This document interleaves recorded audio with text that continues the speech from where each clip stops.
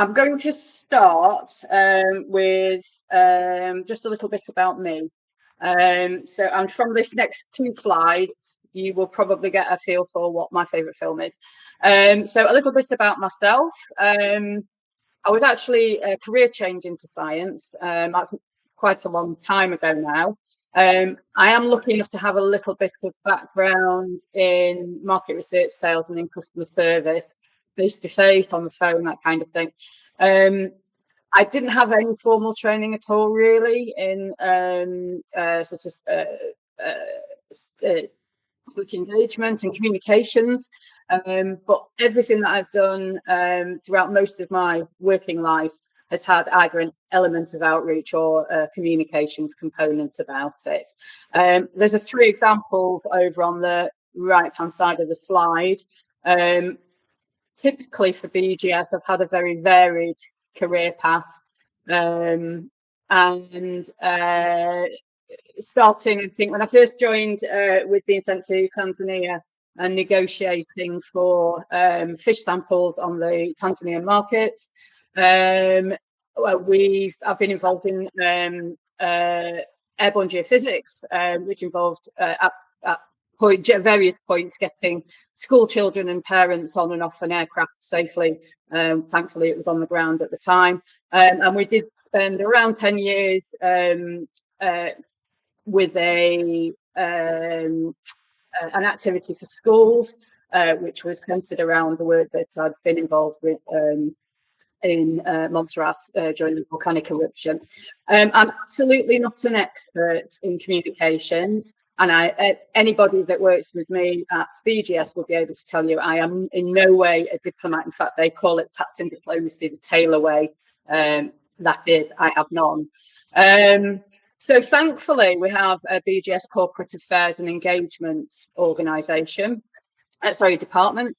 BGS, as you probably know, is an arm's length government body. We have a public service mission to provide geoscientific information to governments and other bodies in the UK and internationally. We have a specialised communications department, but we know them as BGS Comms. They have a more formal name. We can draw on them for expertise and practical and theoretical tools and experience. And projects can also access communications personnel and expertise, and we can use it as it is, or we can adapt it to suit our needs. We've recently had a change of personnel, and we're now very lucky to be headed up actually by a BGS journalist, which actually turned out to be very helpful to us in some of the recent activities that we've been involved in. So what I'm going to do is give you a very quick tour around three tales of community and public engagement and participatory monitoring. And it's all centred around this near surface soil gas monitoring facility. So I've spoken about Excel before. The soil gas facility is an Excel facility. I think Klaus is in the audience, and I think we'll be hearing from him tomorrow. The facility is a field and laboratory capability. We measure gas in shallow subsurface, and that's soils, usually the top 5 metres or so. We look at flux between the soil and the atmosphere, and we also look at the ferric composition at ground level. We conduct point measurement surveys. So on the right is a plan of the GTB, Kerry's facility, and this was our monitoring programme, and this is repeat monitoring of those points. We can implement wide area screening. So I'll show you a slide later where we've used quad bike mounted lasers. You may well have seen this before in the past, presented by Dave Jones, for example. We have continuous monitoring options. We can site lasers or other equipment, subsurface equipment across wells, boreholes, and across faults. We can do a little bit of work on discriminating gas source, and we can also look at quantification of emissions or CO2 for accounting purposes. These applications, gas storage, CO2 storage has been fairly core to what we do. We've also worked on unconventional and conventional hydrocarbons, particularly the monitoring side. and various flavours of the thermal or subsurface heat, exploration and monitoring. We've worked at the natural lab sites, in Italy, so Ilana and Latera. Germany and Greece, we've worked on the experimental release sites, GCB, I've already mentioned, CO2 field lab as well. Some of the big industrial CO2 storage projects, and also the EU funded projects, particularly secure, which is something that I'll come on to later. And of course, we've also, a lot of the technologies have moved across to us from landfill, and we can also look at radon risk as well. From the point of view of public engagement, this is a field facility, and invariably we are face to face in the community. So really, the soil gas facility provides boots on the ground. And because of the nature of the work that we're doing, and it's because it's unusual, we draw a lot of attention. So we are very visible whether we want to be or not. So, first example then, sort of public engagement. Number one, is related to unconventional hydrocarbons in the UK. So you can imagine how bad this could get. So this is an area in the northwest of England. Off to the left of the screen is Blackpool, if you like room dancing, that's where the tower is. Off to the right is Manchester. What you can see is the well pad just to the east of the survey area. This was looking at feasibility for shale gas. The fracking direction, actually, the deviated well actually ran south underneath the Preston New Road there. We had a project to establish environmental baseline. It ran for 4 years with everything thrown at it, basically, and then continued for another year or so, wrapping up. The monitoring and baseline work included induced seismics and continued to monitor actually into the operational phase as well. We worked with University of Manchester for atmospherics. We worked with the Health Security Agency on radon risks. We had staff monitoring the groundwater and surface waters, and of course we were there for the soil gas as well.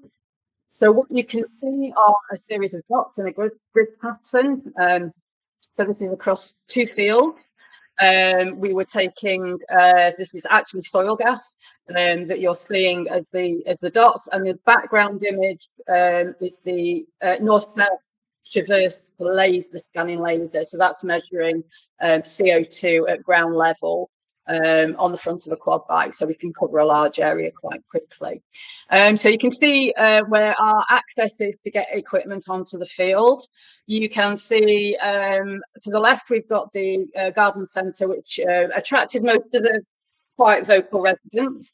The cattery to the south of us, Bording Cattery, we're also a bit of a hornet's nest for quite vocal residents.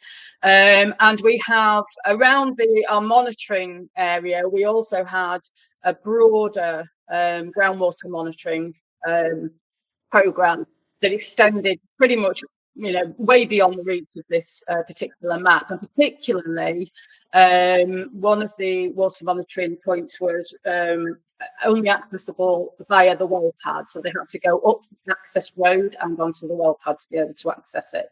Unfortunately, the activists decided that they weren't too keen on this, so they actually performed a lock-on, and I'm sure most of you are aware of what this is. For anybody who isn't aware, it's basically protesters locking onto each other or onto equipment.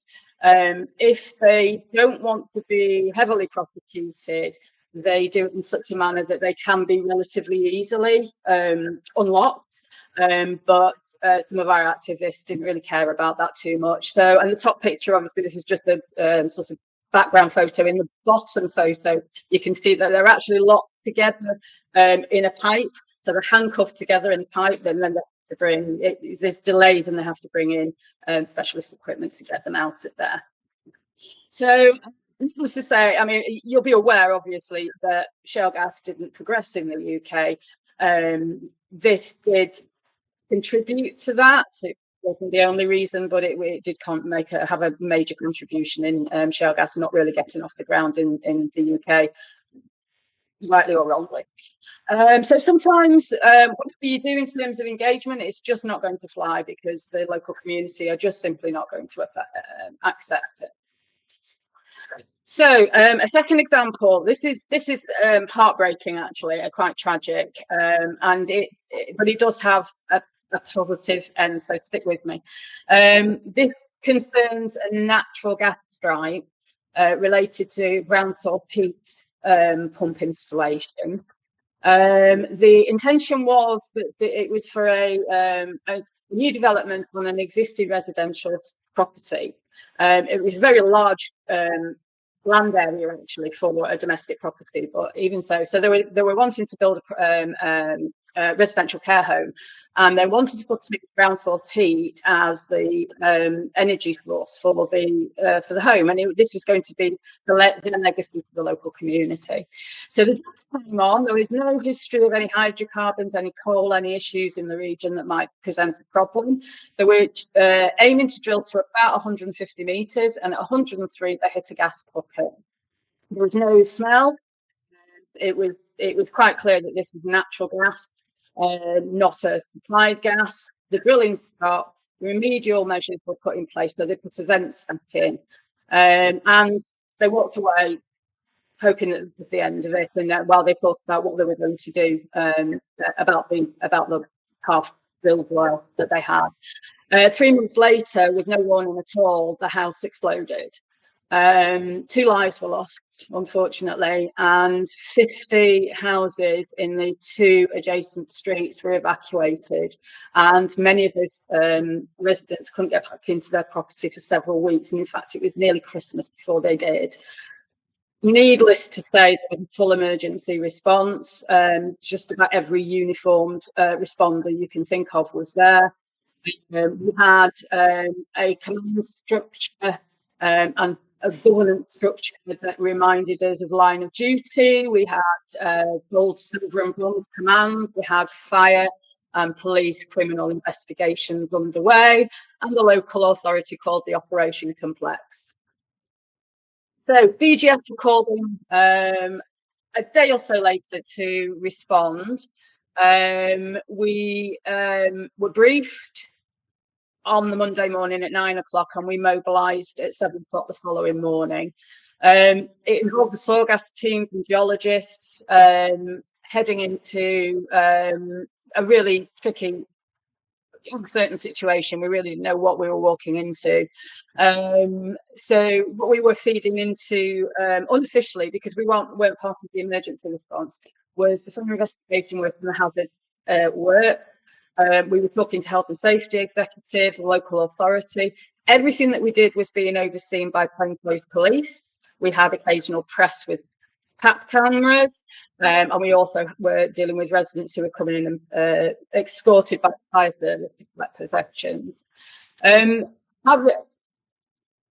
During the early period, as we were trying to satisfy everybody's requirements in terms of, what's the geology, how has this happened, will it happen again? Our role really was to set up for recovery phase, not for the response phase, and set up these repeat monitoring points around the properties, which you can see on the plot at the top right there. We had no public presence at this point, but we were always being watched and we were always being heard. As we went into the recovery phase, the doorstep conversations became more and more common. So regardless of what, communications, the lines that they gave us to take and the approach that they asked us to take, we were still approached regularly by individuals on their doorsteps because we were in their gardens, as you can see, actually taking measurements. We got a mixed responses to us being there into the situation. Almost universally, they were very supportive of us being there, and they actually found us quite reassuring that we were continuing to monitor around the properties. We ended up being an additional route for residents to raise concerns, because they knew that we were feeding back into this command structure. So if they felt that things weren't working, then we could at least communicate that back up the chain. Yeah, I mentioned that that mostly very happy to post, and understandably they wanted to see that things were being done. This was the residents' response. We had VE Day a week or two ago, and one of our residents on one of the streets decided he was going to use that for his flag post, which is absolutely fine. It makes it a little bit difficult to get the soil gas measurements off the top of the pipe, but you know, we managed. Another resident was mortified when their builder actually chopped through half of our flux point, which we were then able to move.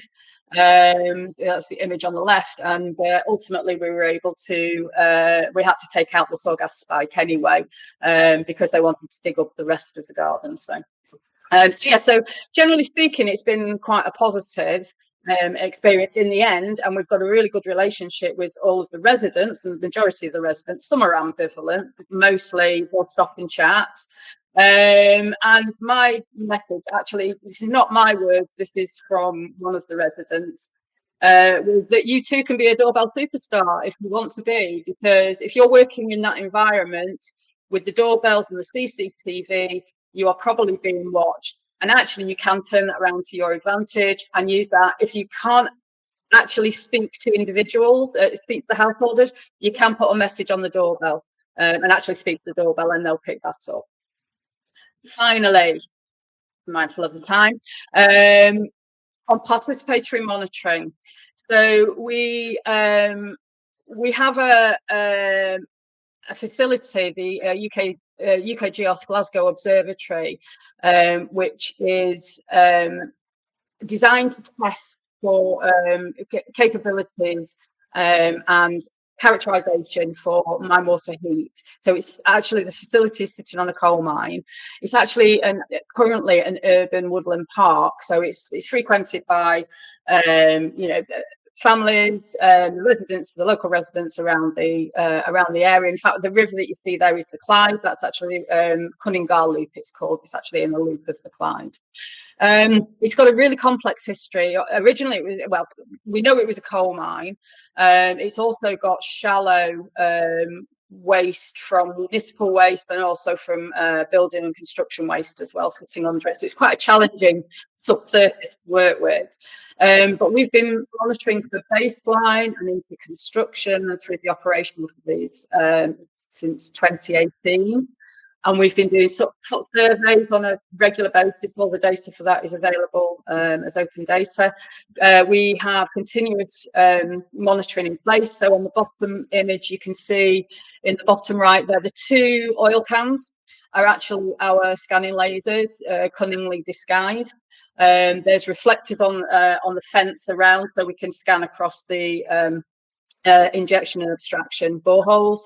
There's a weather station in the centre at the bottom of the compound on the bottom image, and we can also obviously access local meteorological data as well, and we use that data to understand what the characteristics and the patterns in the data we see from scanning lasers. So CO2 in the lower atmosphere, but particularly the gas clams, which are, you probably know, subsurface soil gas monitors, designed for landfill, but we've actually repurposed them here. So they're actually sitting in the bottom, just outside the compound fence in the bottom left of the image there. So the reason for the title of the talk is that we developed a participatory monitoring activity. It was actually part of the Secure project. It was intended to be at another location, which was shale gas related, which then didn't happen. So we moved it to this project. We call it the dog walker weather. And the idea is that although the Met station and the weather station and the Met data can tell us sort of in a broad sense what the weather is actually like and the ground conditions might be like on the site at a given time, we don't get that level of detail that we need for the gas climb on a on a very detailed and small scale basis. And the only way to find out what that is actually like is whether people are having to wear wellies when they're walking their dogs, really. So we asked the park users to report on the weather and ground conditions during their visit using the QR code. And that linked to a Google form, which just literally asked, what's the weather like at the park? Is there anything else you'd like to tell us? And 130 people responded to that. And in the end, we did use that data to help us to interpret unusual features in the gas cam data. And also, once we got the scanning lasers in, being able to look at that data as well, with that very local, very time dependent information to hand as well. So tell us about what the weather was nice to have. It's not mission critical. And I think that's probably one of my takeaways, is that if you're going to do participatory monitoring, sometimes we get tied up in what happens if people stop participating. Then perhaps we can focus on not non-mission critical data that is supplementary to the core data. So there you go. Message there is PM opportunities are actually quite plentiful if you focus on the supplementary data. And finally, so the takeaways, I think, are you can improvise and adapt and overcome. You will have to when you're dealing with people face to face, particularly, or not if you happen to be working on shale gas and the entire project is canned. Hive bearing field staff provide reassurance in the communication route on the ground. So the soil gas team particularly know that that's an important factor. If comms provide rules of engagement and lines to take to the field team, then the field team can help provide those functional routes for the public to communicate that without compromising, the integrity of the project. There was a lot of concern about arming the field staff with information that might go to the residents and might then cause a problem. But we found the field staff are actually not that comfortable generally engaging with people face to face. They are much more likely to listen and to explain what they're doing and leave it at that than to offer opinion or interpretation that might cause problems further down the line. And finally, lots of opportunities to explore participatory monitoring, which brings in the community actively and doesn't necessarily compromise your monitoring efforts. And that's me. Thank you very much from the present and past podcast team members.